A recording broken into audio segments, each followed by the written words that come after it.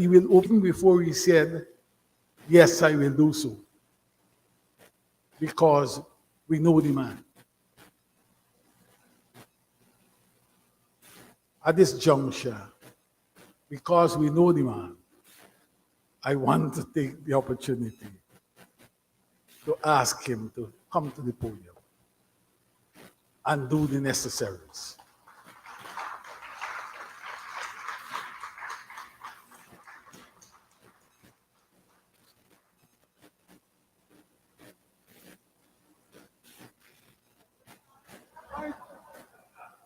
Why are you worrying? I can reach you now. My voice carries very far. Mr. Chairman, Madam Deputy Mayor, Regional Chairman Seram, President of the TUC,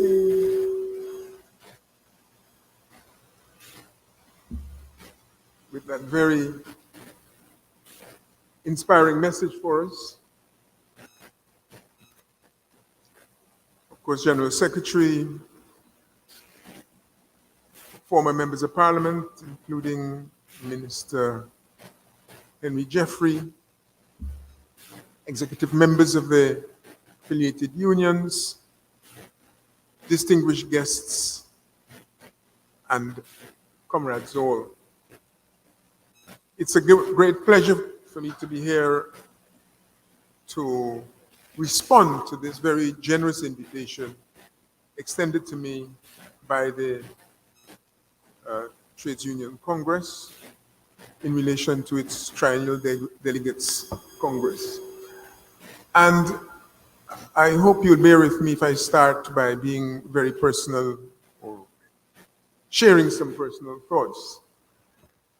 I've had quite a long association with Guyana's labor movement, the unions in any case. And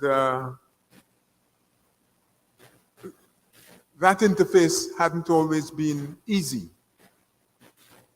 We had difficult times.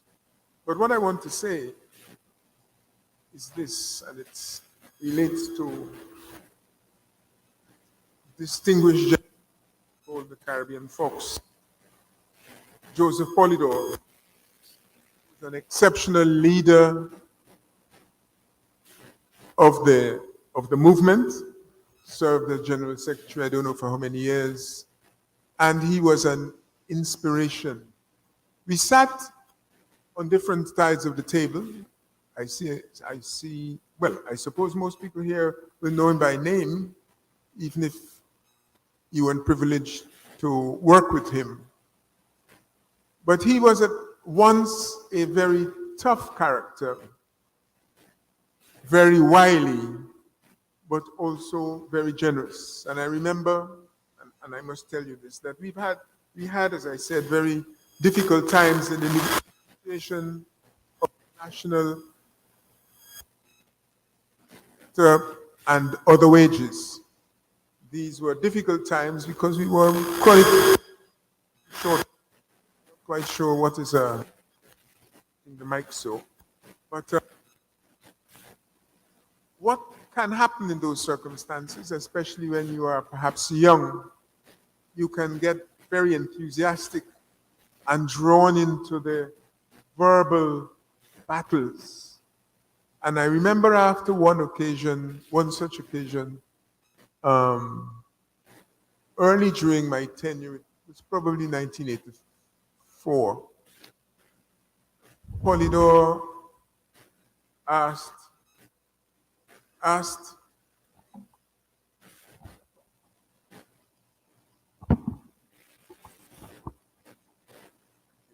if I would be kind enough to allow him to come to see me at the Ministry of Finance. And I agreed. And he came and buttered me up with all the things I had been doing that had impressed his colleagues and how they spoke very favorably of me. But he went on to caution me about getting so enthused about the verbal interchange that I crossed the line, perhaps of politeness, in handling some of the colleagues and their suggestions. But the thing is, the way that Joseph Polidor could speak to you left an impression on you, because he was not nasty, he was not rough or rude. But when he left you thinking about what he'd said.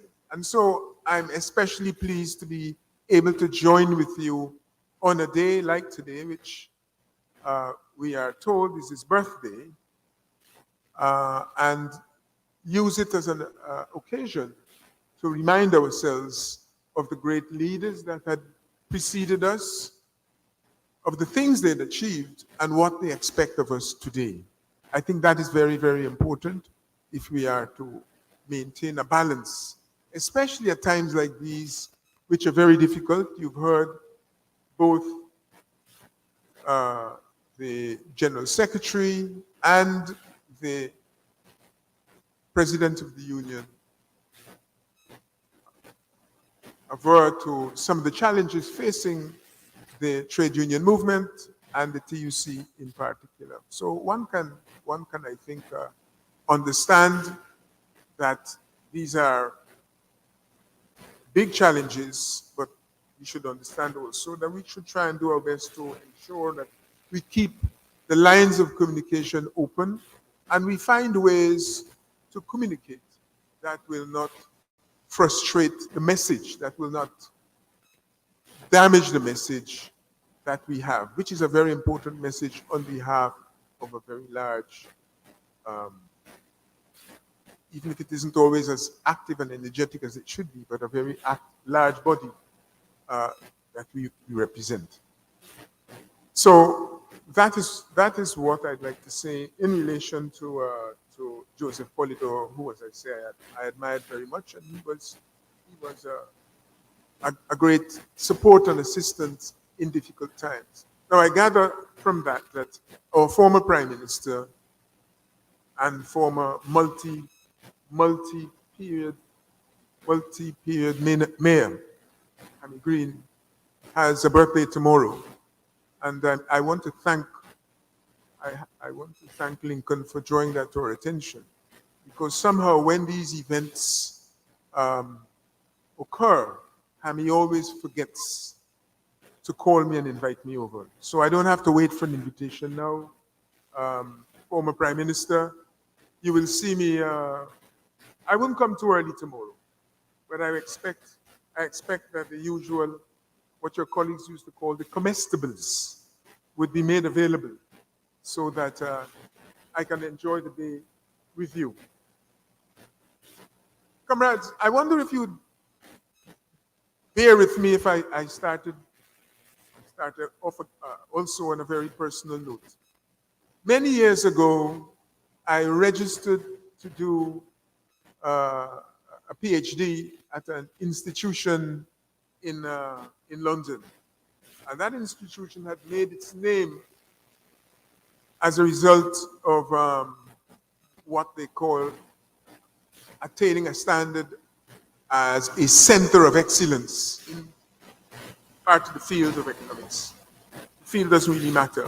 Because the story I want to tell you has to do with labor and the importance of the movement and the importance of education in all its dimensions for the unions and the trade union movement. The place I was going to was a place called Birkbeck. It may not mean much to you. I know that there are going to be others here who know of it. It's today one of the colleges of the University of London, but it started off as an institution that was called the London Mechanics Institute.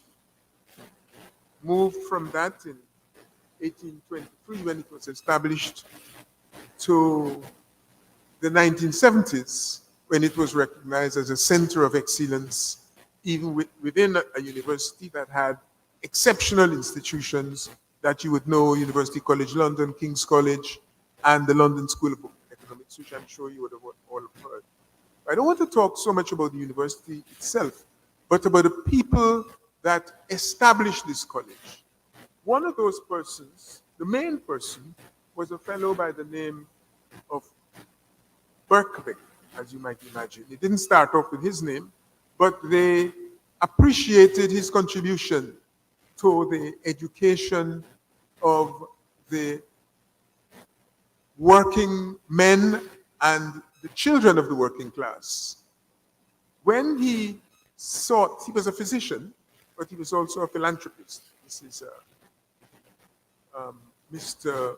George Birkbeck, a medical doctor. When he launched the institute in 1823, there were 2,000 persons present trying to join, trying to register, trying to take advantage of that opportunity for working men and the sons, not the daughters, at least not yet, of working men to be educated in a variety of fields. The interesting thing about George Birkbeck's initiative was that the intention was to give working men instruction in what he called the branches of science and useful knowledge that would be relevant to their fields of work. And in the words of one commentator, the public as a whole didn't react very favorably to the idea that you must educate the children of the working class. And it was suggested that this was really a process of scattering the seeds of evil around the world. Now, we should be familiar with that attitude because in the 1820s, when the Congregational Church, which we call now the Congregational Church, was seen bent on educating slaves, and then the children of slaves, it faced similar resistance. But, you know, in time, this sort of resistance and ignorance will be overcome. It was overcome. By 1830, so the institution was established in 1823. By 1830, they had moved, and that's even before universal education was offered in Guyana, to enroll women.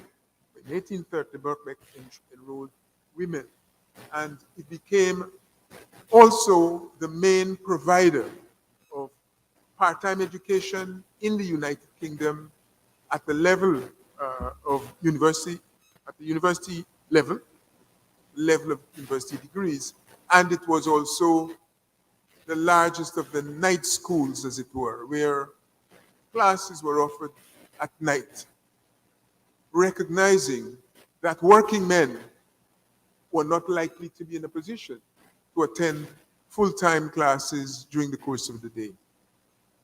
Now you may wonder, well, okay, so this was a great place. What's that got to do with us? It doesn't have much to do with you for the moment. When I agreed, or when I sought to register at this institution, not as a working man, but this is over nearly a century and a couple of decades later, I was attracted to it because it had, at that time, the only black professor of economics in the United Kingdom. Certainly in London, definitely in the United Kingdom. There were a couple of others, but not in the field of economics. And that was an attraction. But Bertie Hines was to be my supervisor. He was a Jamaican by birth, and he had established the economics department at Birkbeck and had seen it grown from the time of its establishment to being a center of excellence in the field. in the United Kingdom. And as fate would have it, life is full of coincidences. I was doing postgraduate work before that in Kenya. And one of the people that rendered assistance to myself and an English colleague was a man by the name of Walter Elkin, who was a professor at Durham, professor of economics, and had been very kind to these two postgraduate students over the years. He made his name in the economics of Africa and had been kind enough to loan his vehicle to us whenever we were stuck, as often you could be in a place like Kenya, not because you didn't have a vehicle, but because the vehicle was challenged by the quality of the roads, particularly during the rainy season, when what might have been a road today turned into something else tomorrow. In the course of traveling around with Walter Elkin, he asked me where I came from. I explained to him that I was from Guyana, and he took that opportunity to ask whether I was aware of a Caribbean person teaching at Durham with him who had the name of Bertie Hines. I didn't know Hines, but I managed to see a review of Hines's work in The Economist when I was still an undergraduate. And the interesting about that is that the review happened just to happen to be published alongside a review of a book called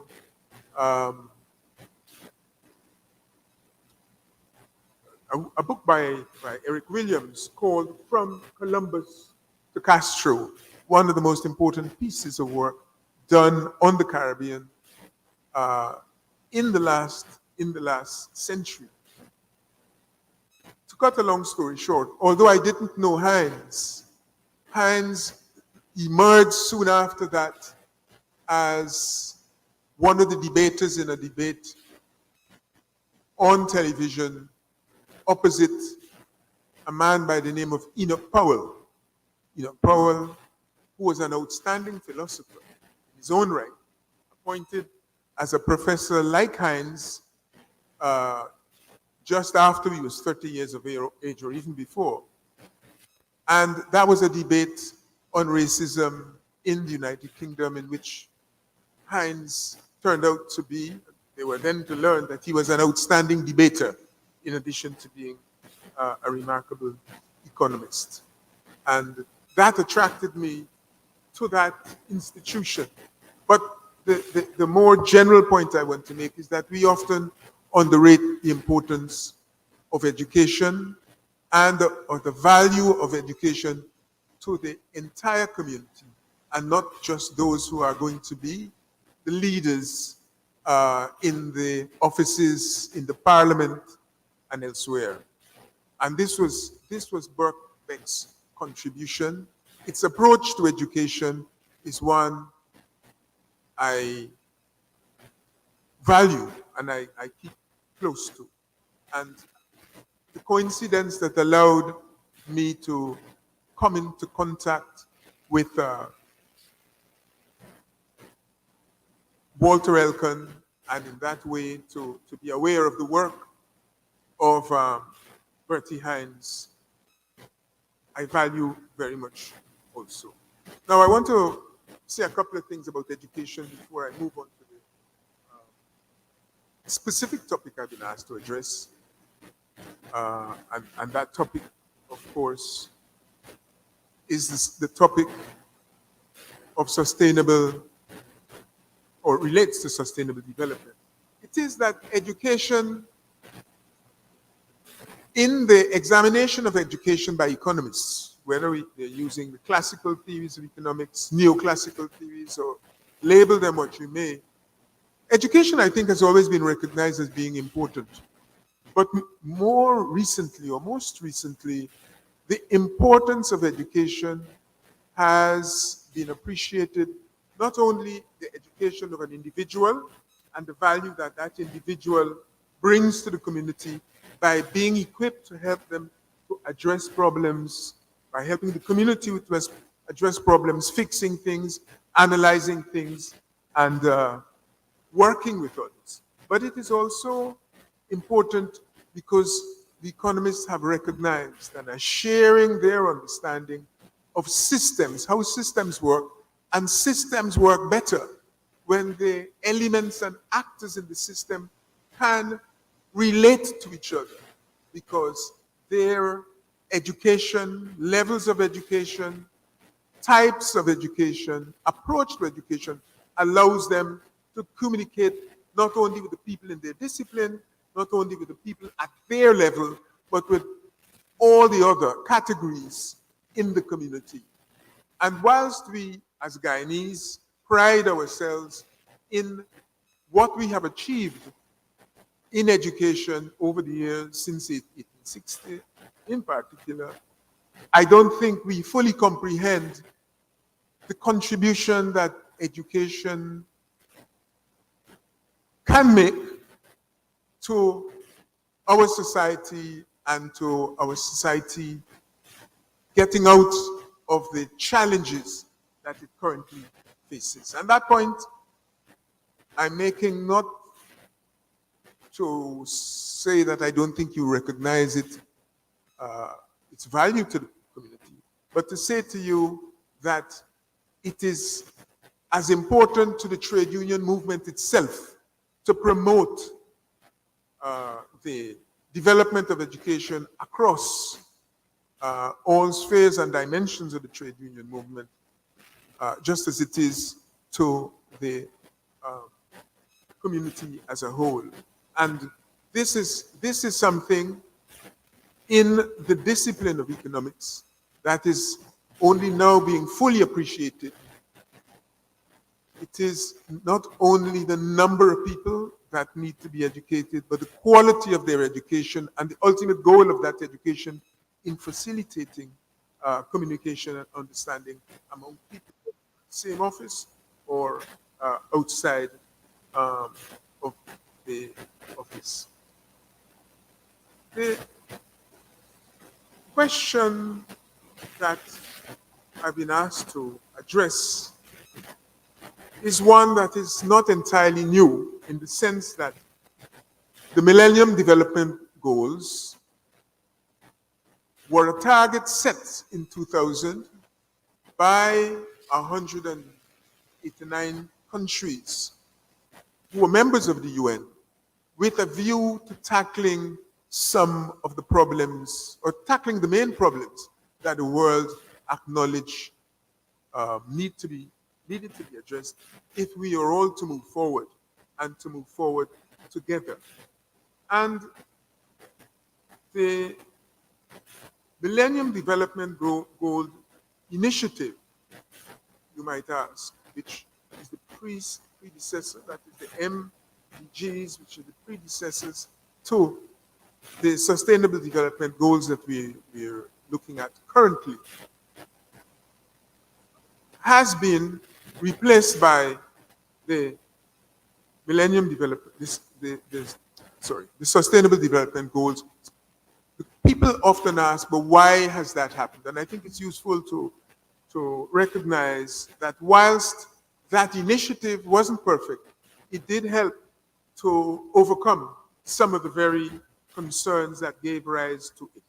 The issue of getting people out of poverty, the issue of making inroads against hunger, the attempt to ensure that most girls and young women are able to attend school, the need to protect the planet, and so forth. It has been estimated that some or only 3.5 of the targets set for the Millennium Development Goals have been achieved. And the reason is that perhaps the analysis of these problems was not satisfactory, was not complete. It may have also been because the causes of global poverty, such as the growing regional wealth disparities within the regions, employment issues, inadequate infrastructure, and so forth were not tackled assiduously enough.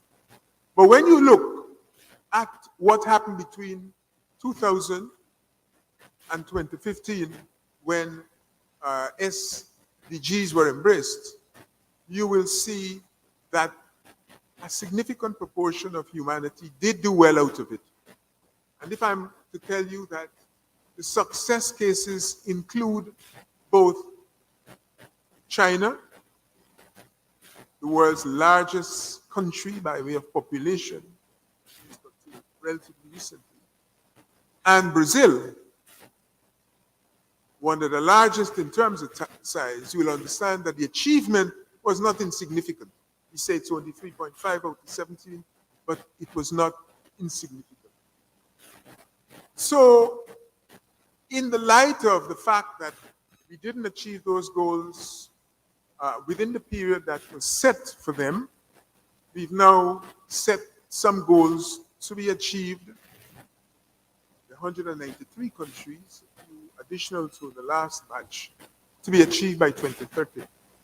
And in September 2015, it was decided that those new goals under the rubric of Sustainable Development Goals should be tackled by the world as a whole in circumstances where a greater part of the onus for implementation is to be placed on the countries themselves. Greater part of the onus to be placed on the countries themselves, and the SDGs cover issues that are highly relevant to the work of trade unions. These include the provision or promotion of decent work, fight against poverty again, inequalities, climate change, and the need for greater gender equality, free quality education, public services, and stronger institutions. These are amongst the new focuses that go with the Sustainable Development Goals. And it's perhaps useful also to say that the number of targets that have been set under this new initiative have moved from 18 to 169. The number of indicators have moved from 48 to something like 2031. And the geographical coverage now is not only coverage of developing countries, but of the entire world, rich and poor, because it's been recognized that the existence of disparities, especially widening disparities, contribute in no small way to global instability. And so one of the targets, of course, is to pursue the goals, but the focus is to ensure that there is a narrowing of these disparities and that poverty reduction remains a major focus. Sustainability is also now identified as a very important priority. And what is more, the SDGs, if you allow me to use that shorthand, in the individual states that are fashioning targets and means are to be undertaken by groups of persons. The idea of inclusivity has now become central to this initiative.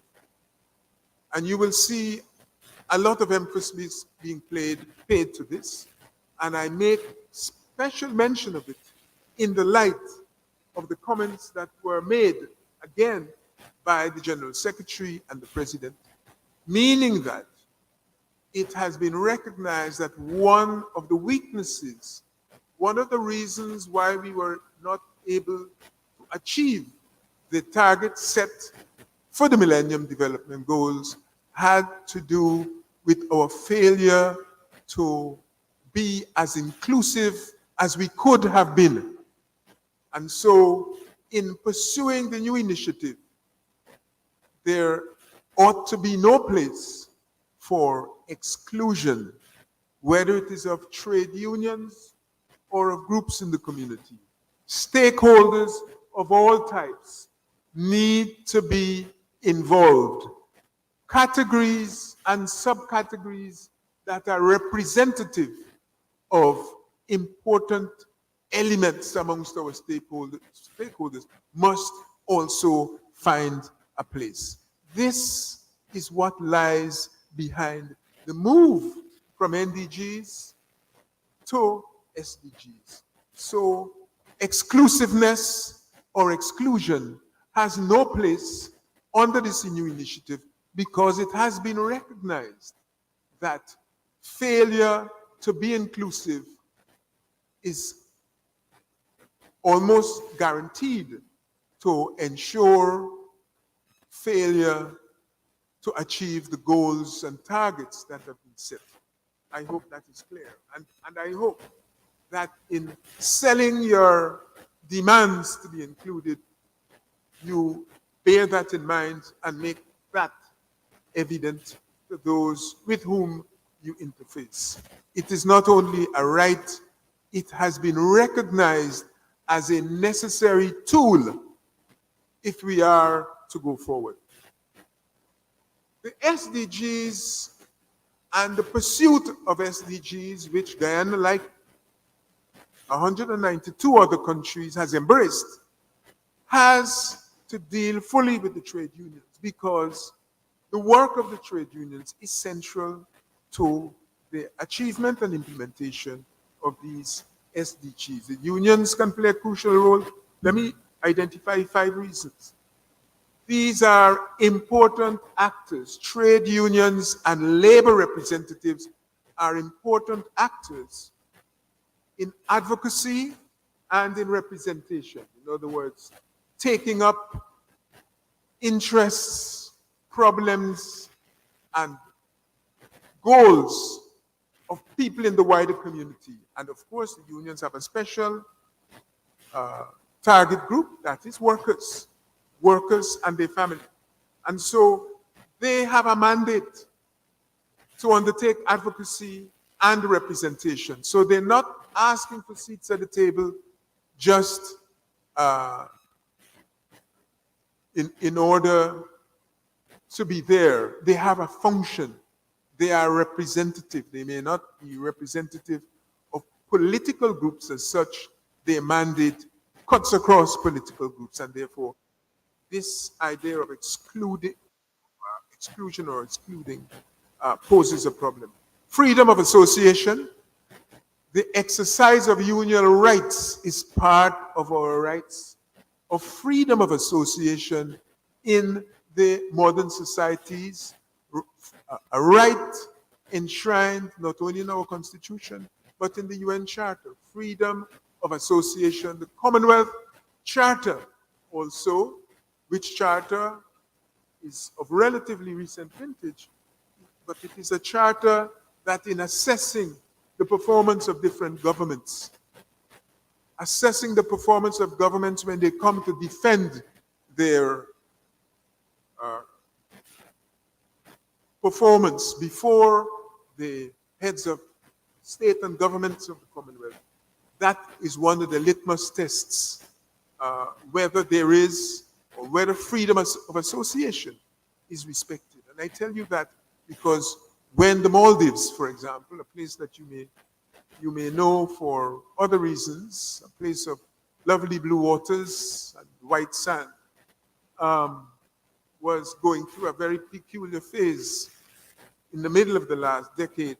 This was one of the tests that the Commonwealth itself asked, and this was one of the things they asked of the leadership, whether they had permitted, whether they had been paying attention to the need to ensure freedom of association.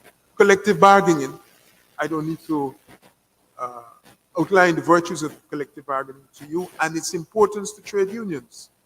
It is important, it's important to us as former slaves, as former indentured servants, as former members of a community of less than free labor. Let me put it that way. When you would have gone through an experience like that, then of course you will be especially appreciative of your right to be represented by those that you have chosen, not those that don't like whoever's speaking for you. So that is one of the challenges of governments, and governments have to live with that. It is a right. Collective bargaining and this contention over collective bargaining, I myself would like to see that end as soon as possible, because these are rights our people have died for. These are rights Polydor and Critchlow and all of his associates would have struggled for throughout their lives.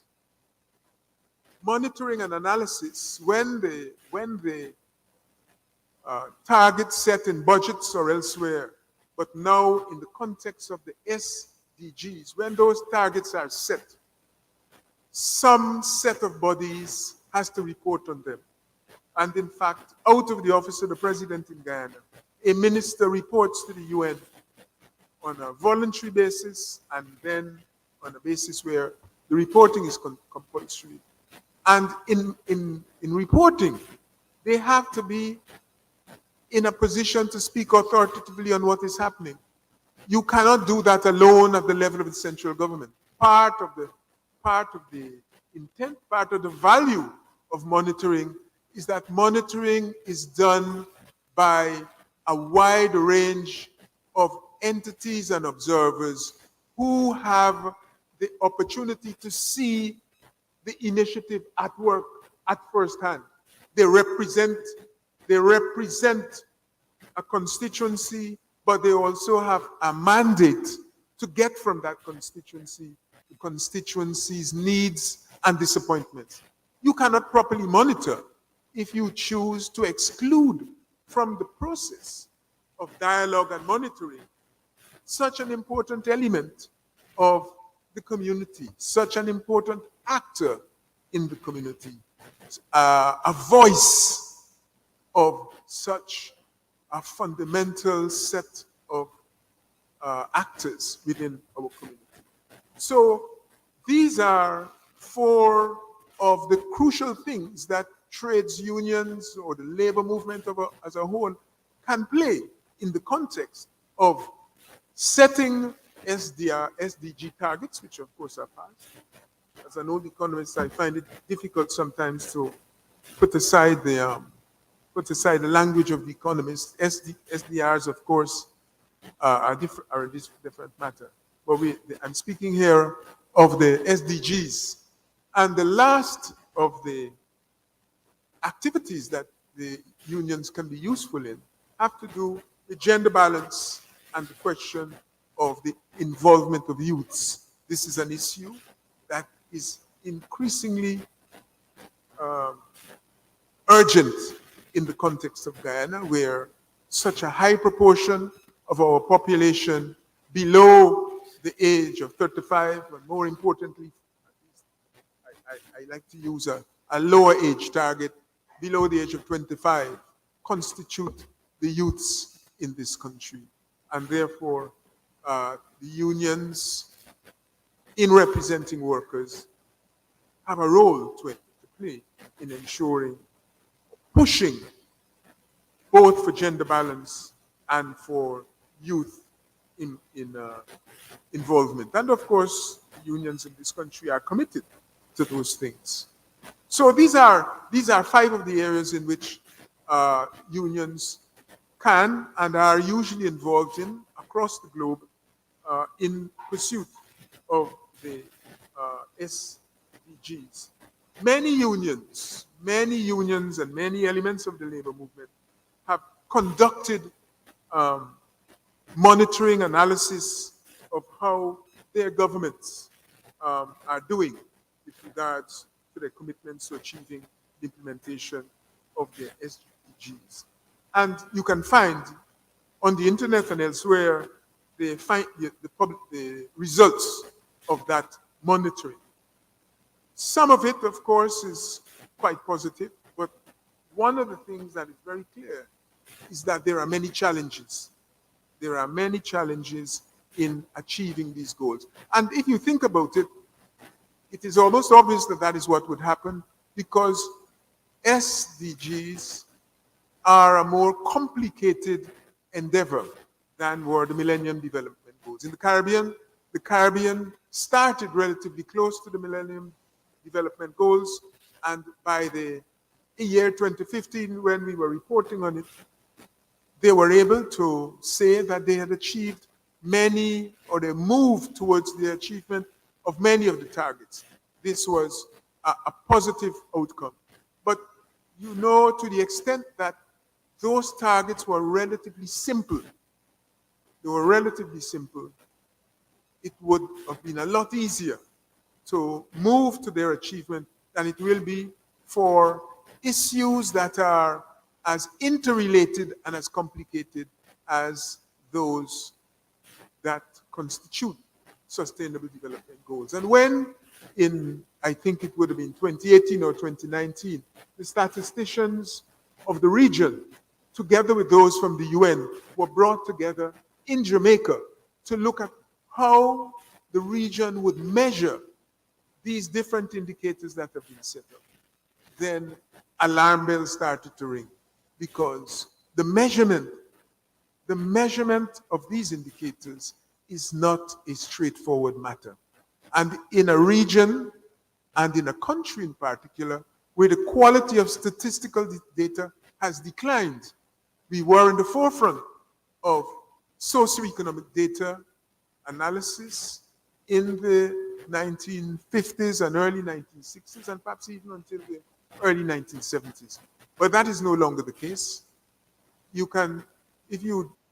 One of the things that struck me when I was looking at some tributes to previous distinguished persons of Guyana, I was struck by the number of those persons who, in the course of their professional work, or the course of their education, had actually formally done statistics and therefore understood and worked with statistics. It is quite astonishing, whether they are in the arena of agriculture, whether they, like Frank Hope, ended up in finance but started off with a degree in statistics and then moved to economics. That was that time. Today, it is difficult to find a formally trained statistician or persons who are interested in that area. But what we are looking at is an attempt to measure the necessity of measuring quantitatively values of targets that actually are largely qualitative,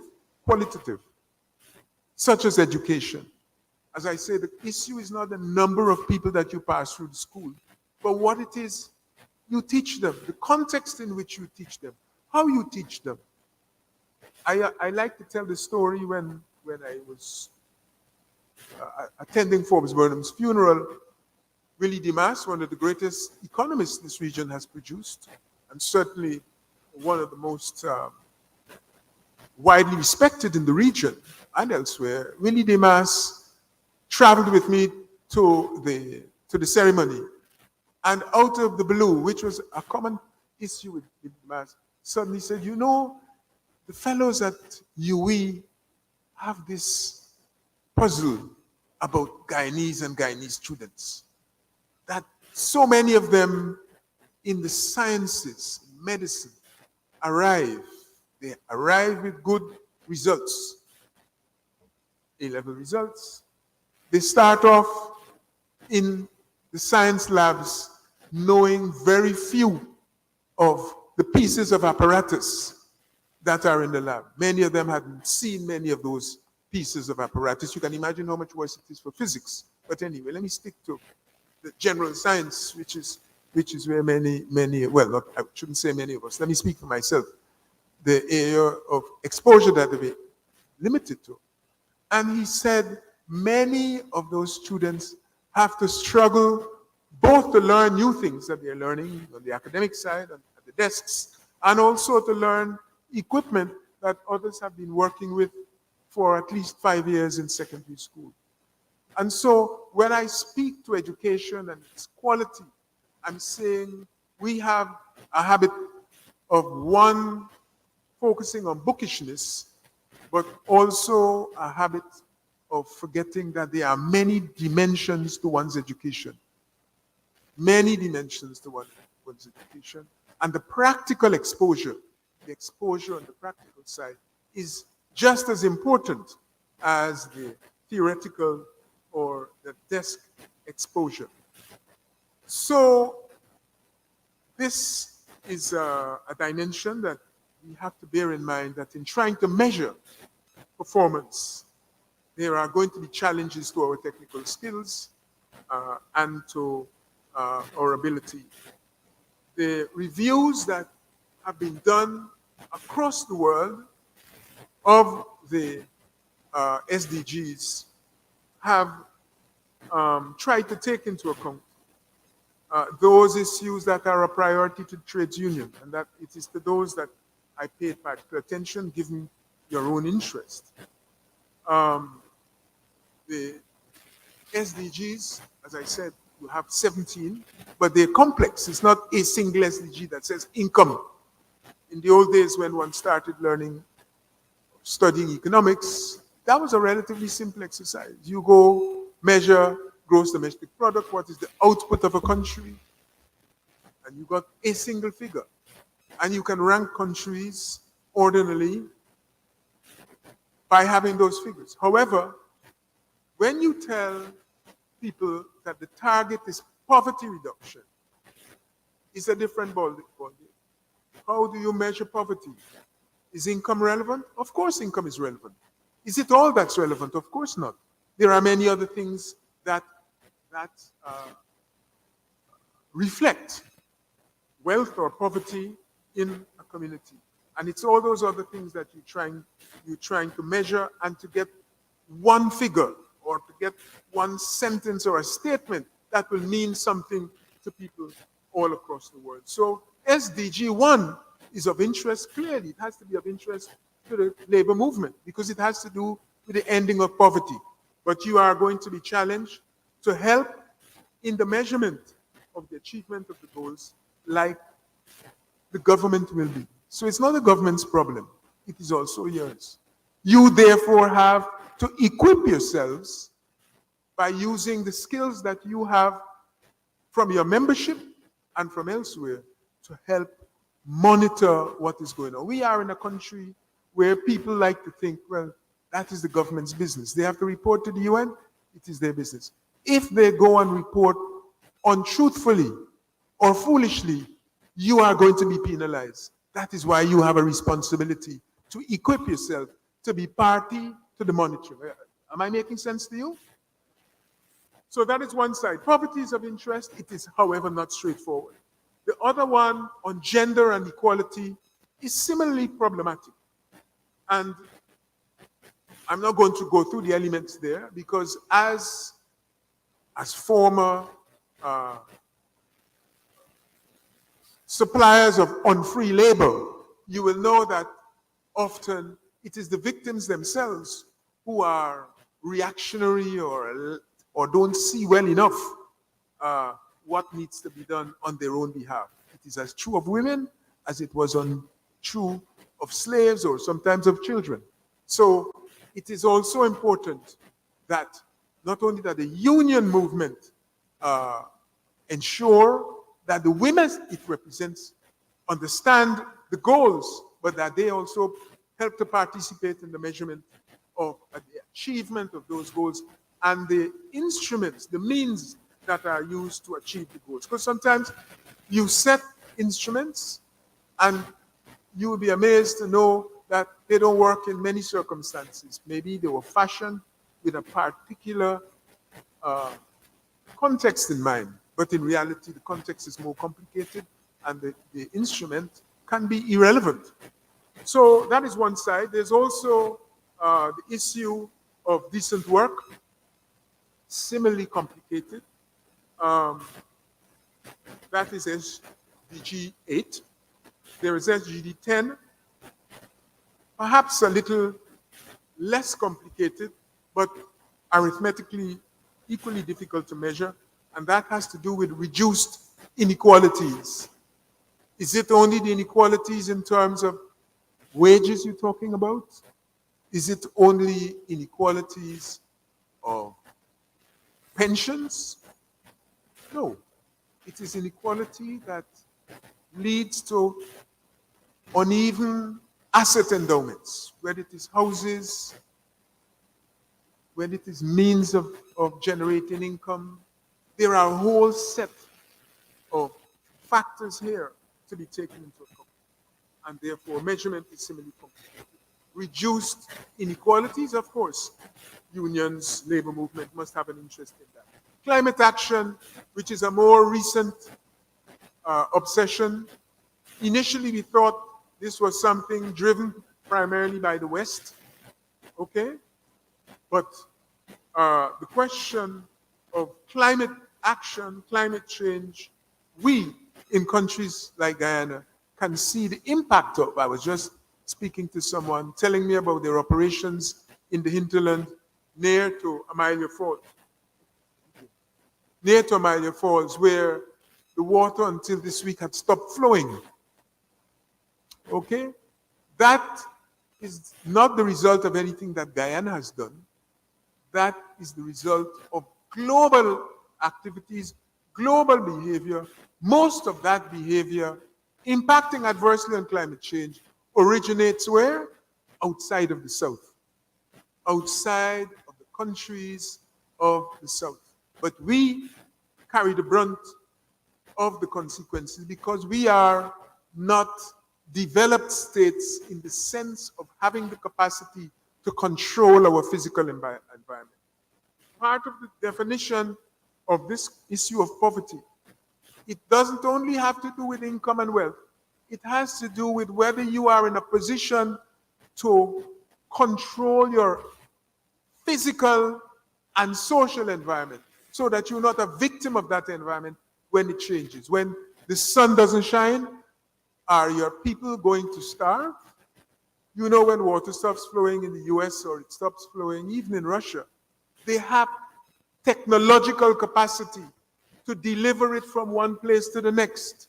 They have the technological capacity to mediate the impact of poor nutrition on old people or young people or what have you. All of that is part of a reflection of wealth. It's a reflection of what we're trying to measure. These are not only physical things that you easily associate with what you know. And so this is why I have gone to the trouble of seeing what the unions, labor movement is saying about these SDGs, and the SDGs that are of special interest to the unions, to the labor movement. They're not, of course, we are, as human beings, would have an interest in all of them, and we live in a society. What happens next door is going to affect us. But insofar as you have a mandate as unions which mobilize, activate, and inspire the workforce, then you should have a greater interest in these goals that I have highlighted for you.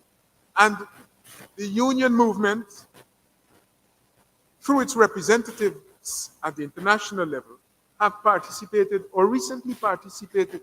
The UNGA that you would have witnessed when the president of Guyana spoke and the president of the Bolivarian Republic also had things to say, it had other business. The business was not mainly about the speeches that you heard. Maybe the more important business was taking place elsewhere.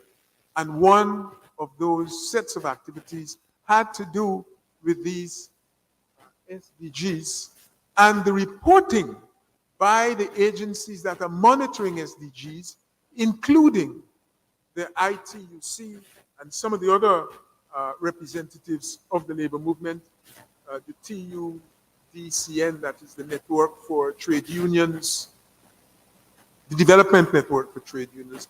They were having meetings, and at those meetings, they were reporting on their experiences, the implementation, the problems they were encouraging with implementation. And there is a document called A Trade Union Take. This is a new language that has become common, the Trade Union Take on the SDGs. They've compiled a set of perspectives, and you will see that in the June edition, 2023, they're reporting on the experiences, I think in total of about 12 countries. It's very interesting because it includes countries of the Caribbean. It doesn't include Guyana. It includes Venezuela. It includes Colombia. And you will see, as a union movement, that it's useful perhaps to have a look at what they're reporting. In reality, they are the governments and the union movement has been facing structural, social, and economic challenges, issues that have to do with security. And in the course of that examination, I note that they called, and this is in September, they were calling for a new social compact, okay? Which compact would have the SDG 8 at its core. And this is one to do with labor and employment, SDG 8. And they called for responses to workers' demands for decent, climate-friendly jobs, and for a just transition, meaning that in the process of moving and adjusting to problems such as COVID, shortage of revenue for the treasury, you must bear in mind what? Justice, fairness, what they call a just transition. So you're moving from where you are now, which is clearly very problematic, to, if it's economists, they will tell you some equilibrium.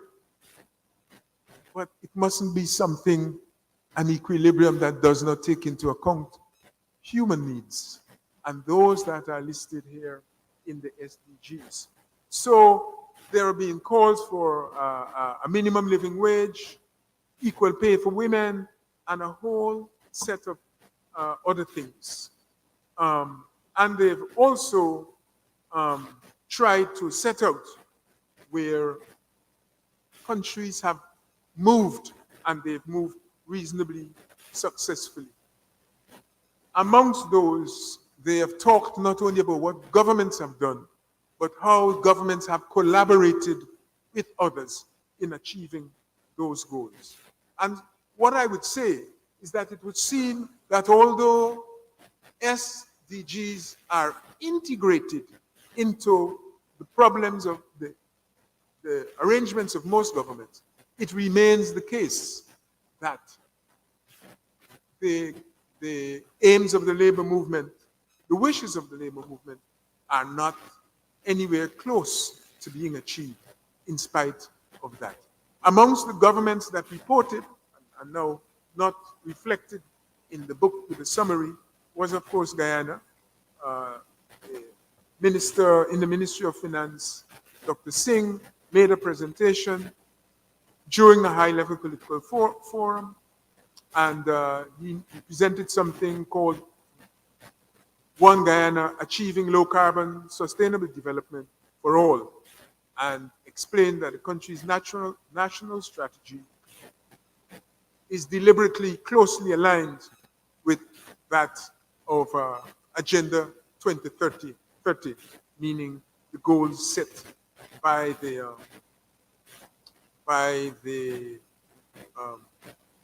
SDGs, SDG initiative. And he highlighted that we've made significant progress in attaining the Sustainable Development Goals. Government has worked aggressively on arranging. I don't want to I don't want to catalog these for you. Um, I'm sure the minister and his colleagues will do that. But I just wanted to say to you that governments have been reporting, sub-agencies such as the trade unions have been reporting. What you have to do as trade union members and as a grouping as important as the TUC is what? To make sure that when the reporting is done, your inputs are in there. Your inputs are in there, because if your inputs are not in there, you cannot get feedback that will call for changes or improvements. I hope that's making sense to you. So that is what occurred in September, and I want to say, I know that that I need now to try and wrap up, that there have been many challenges faced by the countries that have reported, and the unions have reported on some of those. Guyana has some peculiarities arising from its geography, population distribution, problems of fractiousness at the political and other levels and so forth, and the fact that educational reform, for example, is not what it should be, and dispersal of the populace and availability of funds affects that.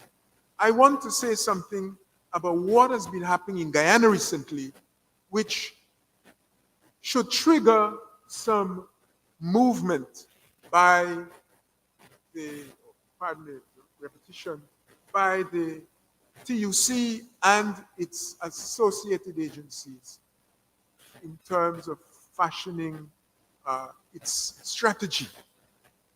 I'm saying that in the 2 or 3 decades since the MDGs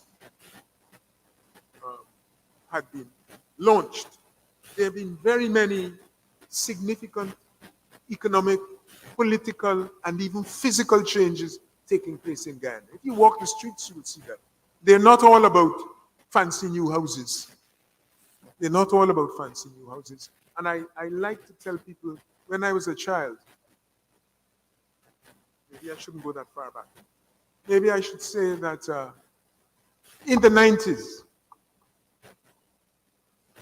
a street like Norton Street, to which I came as a child, or Princess Street, where I spent many happy hours as a child and even as an adult. Although I don't want to speak about that. I fear that your General Secretary is about to embark on that when he made mention of his knowledge of a former minister who left us a few minutes ago. Those parts of Georgetown have been transformed. Maybe you live here, you don't notice. As you go east along those streets, they have been converted from an area of middle, and lower middle income groups of Guyana to virtual slums. I myself would be very reluctant after dark to walk at the eastern end of Norton Street, let alone of Princess Street. And one of our gold miners, whose wife was a former minister, stopped on Princess Street to take a phone call a couple of years ago, and set off, when he finished the phone call, with a broken arm and broken ribs. The country has changed physically, socially, as well as income-wise. And we have to bear that in mind as trade union members. And I'm saying that the fallout from COVID has had many consequences. We've known and talked about those in terms of employment, changing patterns of employment, loss of jobs by certain people, and certain skills, and the ability of governments to meet basic needs requirements. But what seems to have been forgotten sometimes is that we need to focus on human-centered recovery. It's not only financial recovery, but human-centered recovery and resilience, and need to pay attention to a whole set of measures. In Guyana, there have been marked changes in the level of inflation, which has, of course, implications for certain categories. If you are on fixed incomes, if you are public servants, if you are not vendors in the street, then you're likely to be on fixed incomes, and in the face of inflation, fixed incomes mean lower real incomes, lower purchasing power, a lower capacity to buy and to pay for the necessities of life. So when a government deals with its populace and its incomes policies, as the economists would call it, don't do anything about prices, it doesn't do anything about interest payments, interest charges, but you try to restrict incomes, salaries, or wages of certain groups. It has implications for their position, the hierarchy.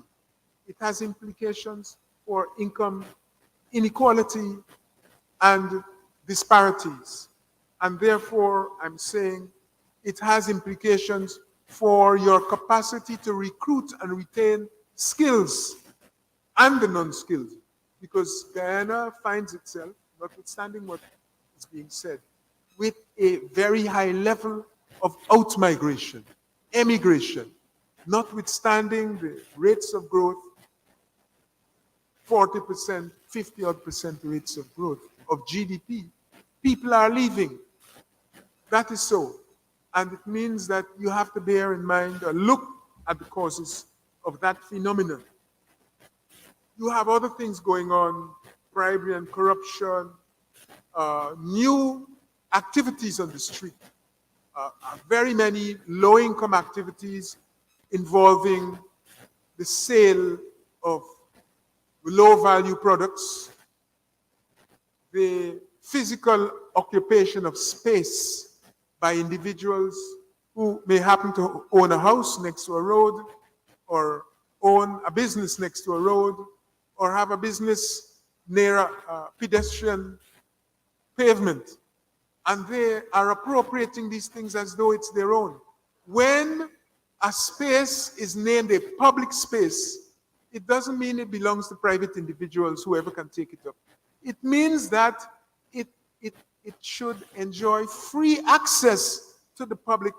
All members of the public are entitled to use it without exclusion. Instead of that, we see increasingly people pay taxes, you rebuild Sherry Street, and you wake up a morning and find that the entire pedestrian walkway of Sherry Street, from the public road to Mandela, are taken over by the owners of cars or buses.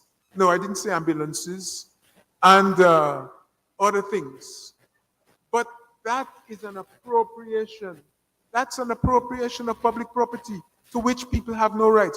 It reflects in part the failure. And let me say, this is what I'm telling you isn't something that I woke up a morning and saw. I do wake up each morning and see it. But the Attorney General himself has made reference to it. But we are a country where we seem not to realize that governments have responsibilities. When you see things that are wrong, you have a right to remedy them. Pass legislation to fix and to ensure that the regulatory and police authorities enforce. And, well, this isn't a peculiarity of this government, but we seem in recent times to be afraid to exercise our rights as citizens, as persons and officials who are operating on behalf of government to protect the interests of everybody. Instead, we leave it to look after. We seem to not realize that we are enhancing the interests of a few. So you have a large number of informal activities taking place, as I say, on pavements, meaning less NIS collection, meaning less regulation, meaning that when you go into quarantine, Port Morant, on a Friday, you will know that Thousands of vendors are on the road there, including those from Georgetown. And you ask yourself why? They go there because they know that the regulatory authorities will not be going there on Friday or the weekend. So they can sell you whether it's medication or food that is really illegal for them to sell to you. You have, with the growth of these informal activities, a deepening and widening of illegal activities. And as illegal activities become more common, people treat it as their right. It happened in respect of Merriman's Mall.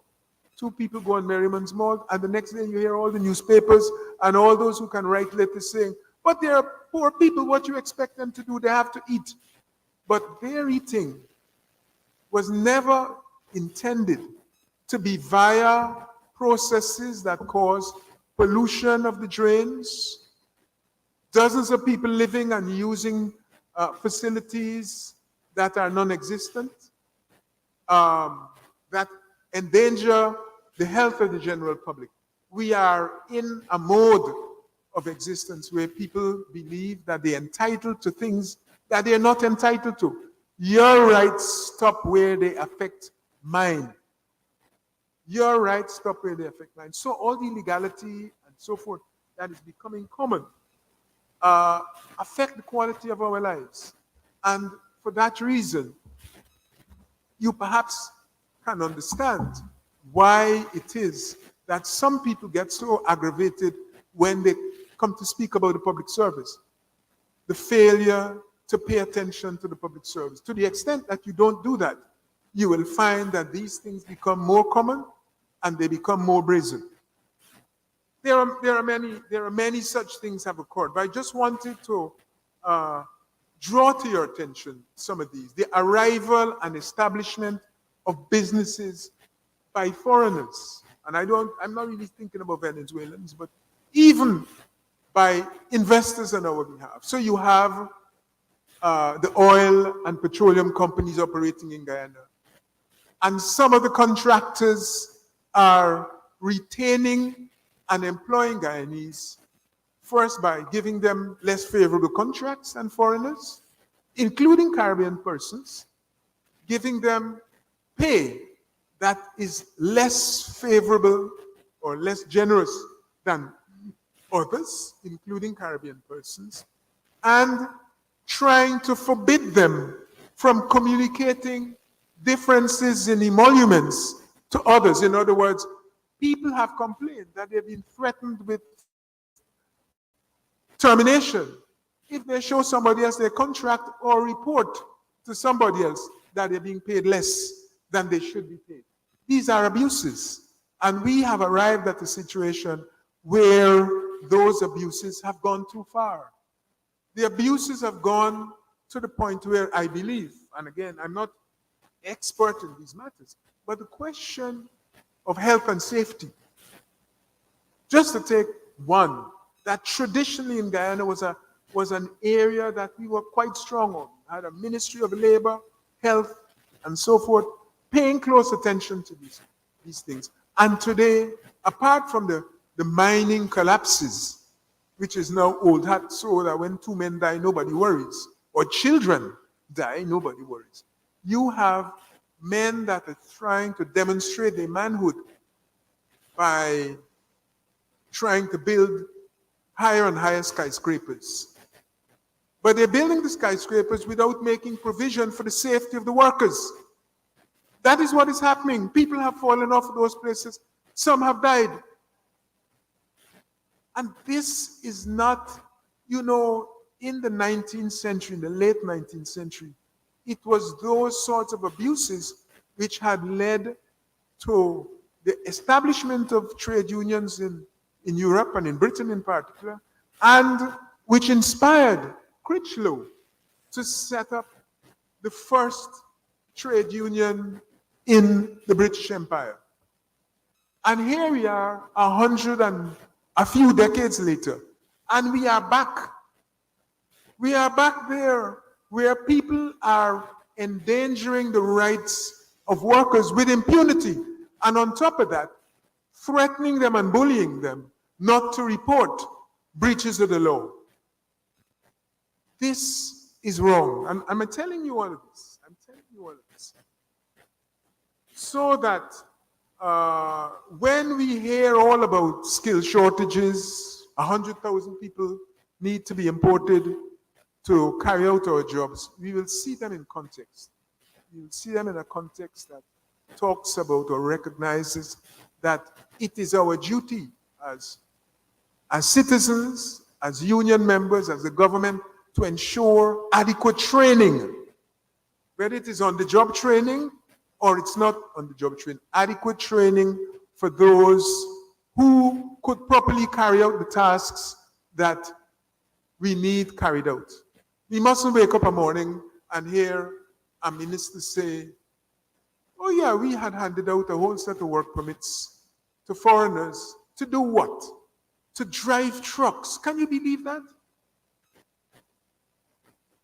To drive trucks. Now, I'm not saying driving isn't a skill, because I had spent a good deal of my less mature days contending that I was a great driver and that driving is something that you need to learn.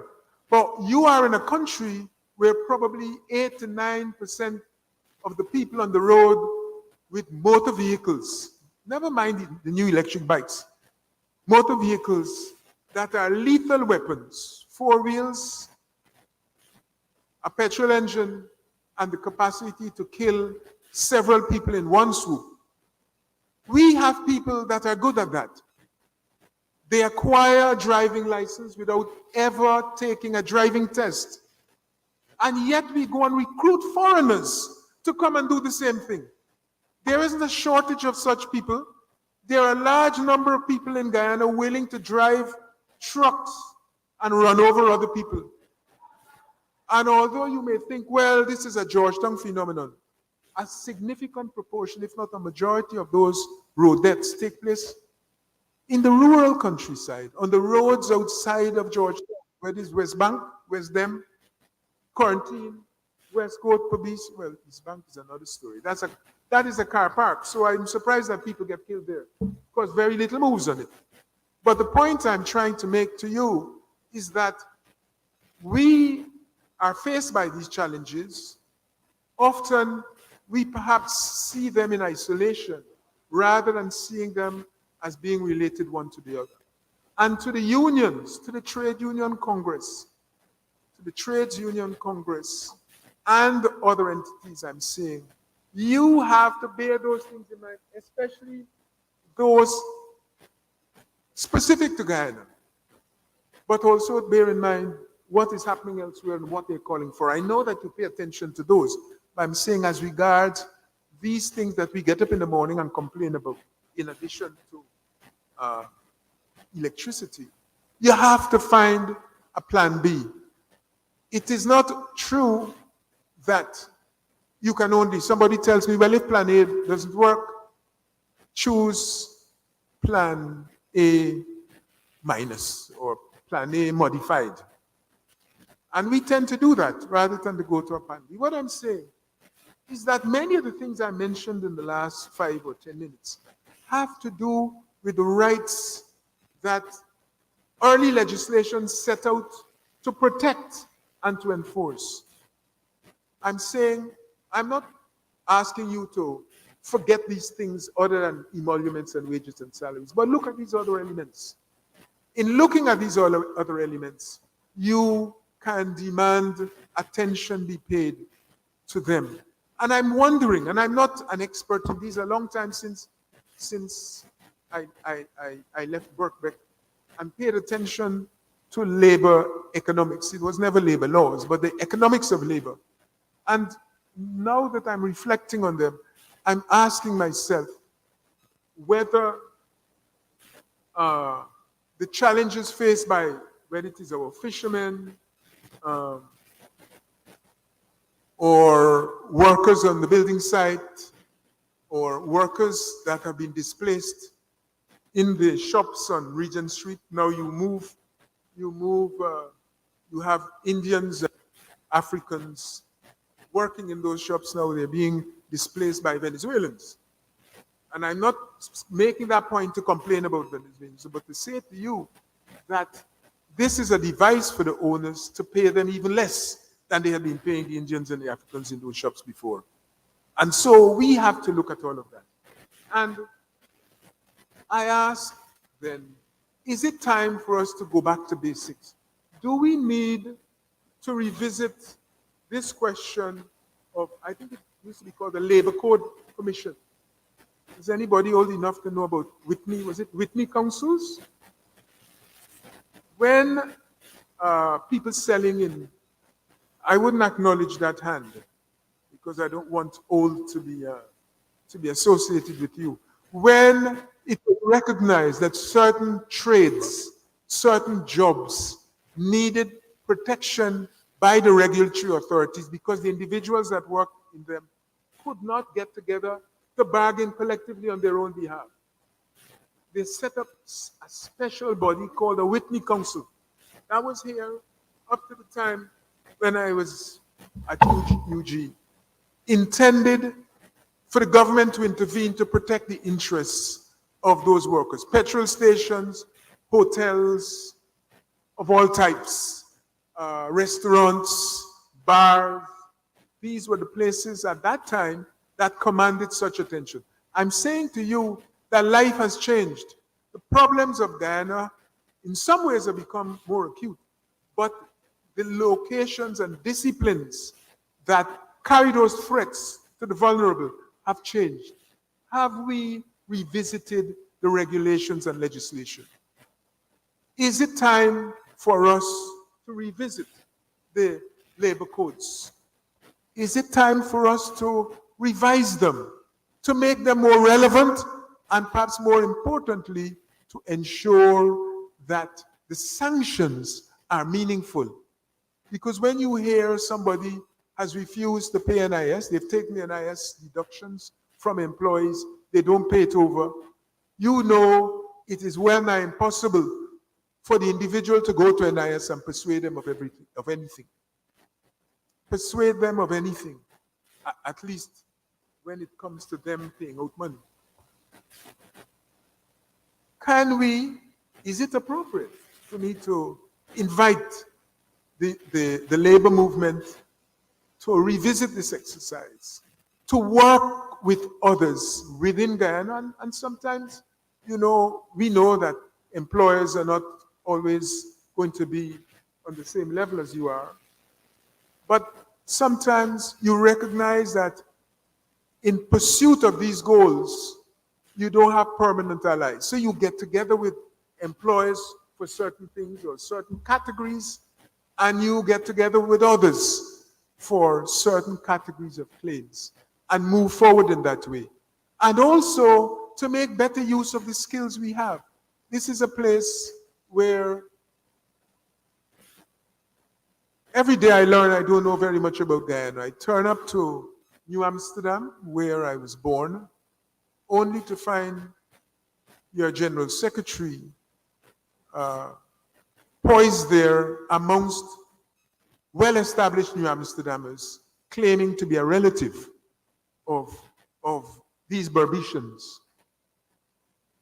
And the point I want to make here is that amongst those Berbetians and amongst others known to Mr. Lewis are outstanding trade unionists from Guyana. When we were in Barbados, I don't want to talk about that. We happened to be there together by coincidence at one point in our lives. He may want to talk about his experiences there, but I want to say to you that we were there. There were other Guyanese there, including George de Pina, who was an outstanding trade unionist of Guyana, outstanding trade unionist of the region, outstanding international trade unionist.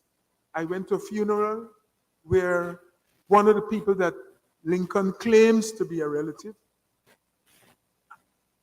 was undoubtedly an outstanding trade unionist.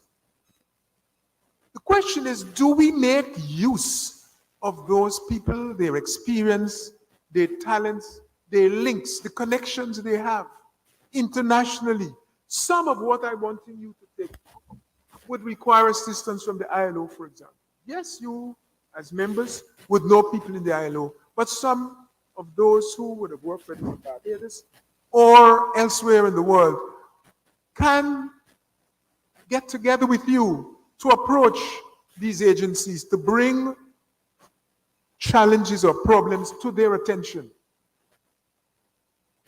This problem you face, some of which you articulate, is a bit like diplomacy. What I was saying about dealing with Venezuela, it is not about having a minister go and talk to another minister this year and then going back and talking to a different minister in 5 years' time.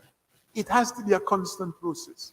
And that process requires both the leaders and the followers in institutions like the trade union to be doing this constant dialogue, be in their ear all the time, be in their, so they can't forget that you have a problem, that you need some money, that you need some technical assistance, that you need some resources.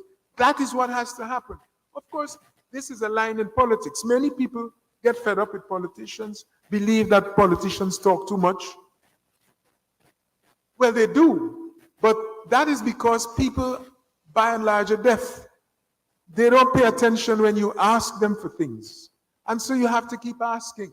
And this is what applies here. The unions have to get together. One, well, that side I'm not going to get involved in. You must know that has to be a remedy. But the point is, you have to reach out. You have to help to get others to help you to reach out. And when you are not in situ, they will continue to echo the pleas and the calls that you've been making. I hope I'm making sense to you. There is no silver bullet to any of our problems, whether they are political problems, whether they are problems with Venezuela. They require hard work. They require legwork. They require repetition. They require going back and throwing yourself at the ramparts as they used to do in the old days. Sometimes climbing on each other's backs, climbing in each other's hands. You have to recognize that this is sweat and tears. And yeah, the youth is not, you know, when Critchlow used to go, and this is the last point I'm going to make, because I hear this man vilified and misrepresented quite wrongly by ignoramuses in this community, arguing or contending that Critchlow never tried to mobilize and unionize all the segments of this community. He didn't do anything for the sugar workers. It's untrue. And those of you that are old enough, I'm not old enough, but there was a time when if you attempted to enter Linden as a trade union activist, you could find yourself in the lockups or worse. That happened in the time of Critchlow. It happened in the time of Critchlow. So yes, you may have problems as trade union members, as trade union leaders, but that isn't the worst that could happen to you. Worse has happened to your predecessors, and they were able to overcome. So I invite you to do the same and to mobilize all of us. I'm not saying it's your work alone. We all have a responsibility to work with you and to assist you. And so it has been my pleasure to deliver this piece to you. And I do wish that in the remaining sessions that you have, your speaker wouldn't be perhaps quite so long-winded, and that you will find the comments and presentations useful and entertaining, and that you can build on those as we go forward in the years ahead. Because the battle is not going to finish at the end of October or at the end of November. So thanks very much. Gird your loins and move forward.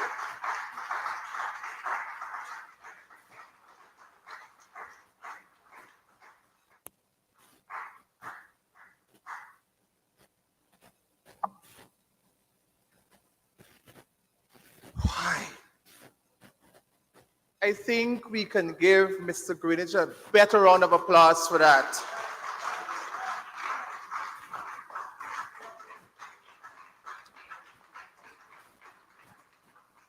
His address has put us, or would have put us, in perspective. He would have given us a reminder of the Sustainable Development Goals and what it is that we need to do as unionists, as a trade union, and how we should go forward in confronting all the challenges and issues we would have faced. Thank you very much, sir. A very short man with a very tall perspective. Ladies and gentlemen, I know that you have been sitting a while, but you are given food for thought. You are giving information that is relevant and timely. And so at this point in time, we are going to sit and listen again to the song, Not a Blade of Grass.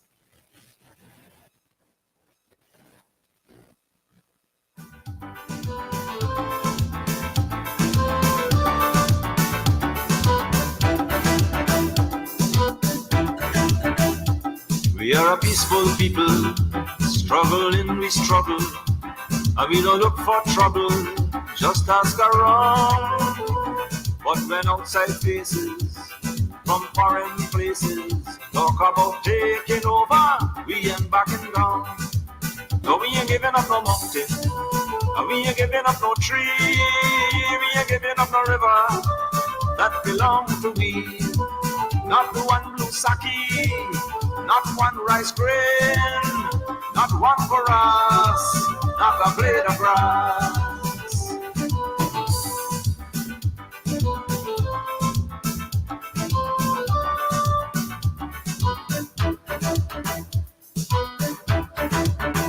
This land is our land now, we're gonna make it somehow. We will bend like a bow, but never break. Our fathers came here, and they lived and died here, and we are moving from here, make no mistake. No, we ain't giving up no mountain, and we ain't giving up no tree, we ain't giving up no river, that belong to we. Not one blue sake, not one rice grain, not one for us, not a blade of grass.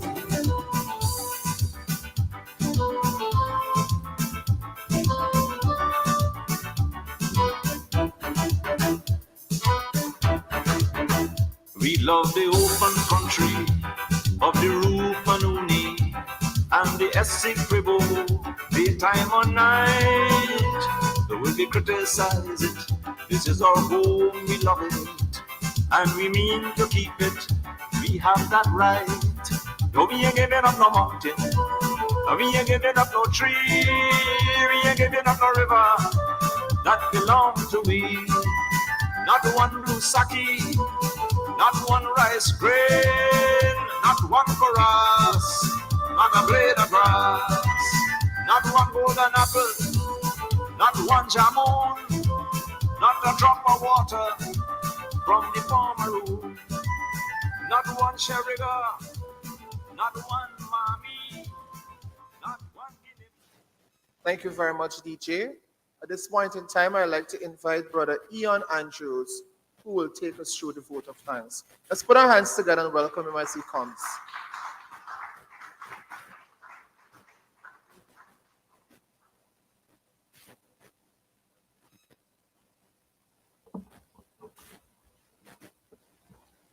Thank you, Comrade Chairman. Comrades, please allow me to stand on the protocols already established by those before me. My task today is a simple one, which is to express thanks to every person that attended this opening ceremony. However, it would be remiss of me not to make a few specific acknowledgements. Firstly, I'd like to say thank you to Comrade Hamilton Green, former Prime Minister, former Mayor, who also has a long list of accolades that qualifies him at this time to be an elder statesman. And the youngster will be having his birthday tomorrow, so I will give him happy birthday, Comrade Green. Uh, Thanks to Comrade Henry Jeffrey, former Minister of Education. Thanks to Comrade Carl Greenwich, give the feature address. I guess we would have learned a lot from him, former Finance and Foreign Affairs Minister. Thank you, sir. Dr. Simpson de Silva, this is a minister that we hardly ever remember that he was. And one of the youngest ministers, I think, in the history of this country. He was Minister of Agriculture. And it would have indicated to me at the time, the leader that was there, and a lot of interest in youth and youth development. Because at that time, there was also a vibrant YSM. I'm not saying there isn't one now, but it was vibrant. I also like to say thank you to Comrade Roysdale Ford, Senior Council, Member of Parliament, and Shadow Attorney General. Thank you, sir. Also like to say thank you to Comrade Vincent Alexander, the Chairman of the Burnham Foundation. It's a foundation that is very close to my heart. Also like to say thank you to Comrade Dennis Miller, the Deputy Mayor of the City of Georgetown. Thank you, Comrade Miller. And I also like to say thanks to Comrade Ubraj Narain, former Mayor of Georgetown.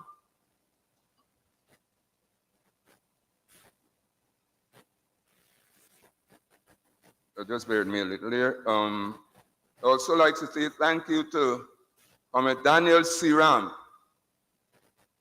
the Regional 4 Chairman, who is, like me, a trooper. Thank you, Daniel. I also like to say there are some persons who are very important. You know, there are some persons who we love to hate. I say that to say whenever the media, the all-important media, say nice things about us, we feel good. And when we perceive that they may be saying bad things about us, we get annoyed sometimes, but they have their work to do. But there are some very invisible workers. These persons, you know, you hardly ever know they're around. But they made all of this that we are enjoying here today possible.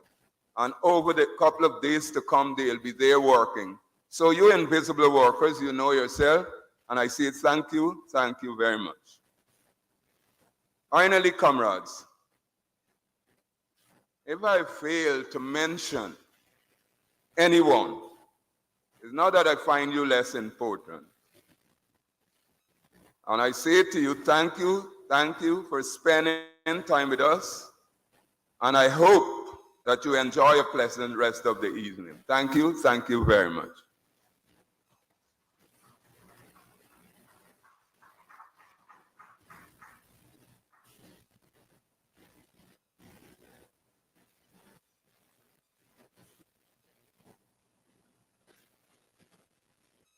Comrades,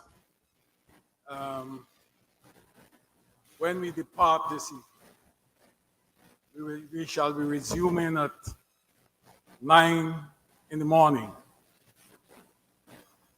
Even if I am putting 9:30, I'm putting 9 because I observe when I give you 10, you come 11. So I'm helping you to help yourself. But the General Secretary report will be on this, will be made at 9:30 in the morning. So we need to be before we start. The same thing will happen on Tuesday, on Friday, and after Friday night, we'll have a cocktail reception in honor of in recognition of the 5th Triennial Delegates Conference. All are invited. All delegates and observer will pick up their invitation in the morning. So we expect all of you to be here, and we will work hard. This will be a conference with a difference. We are choosing in this conference technical people to enrich the discussion. like what started here tonight. Carl, you have done it again. I don't believe you're standing on anyone's shoulder or you form on the ground. Thank you. Mr. Chairman? Thank you very much, Brother Andrews and Brother Lewis, for giving the vote of thanks and those remarks respectively. Ladies and gentlemen, we are almost to the end of our program. I'd like to invite you to stand as we sing the international, after which we'll have the closure.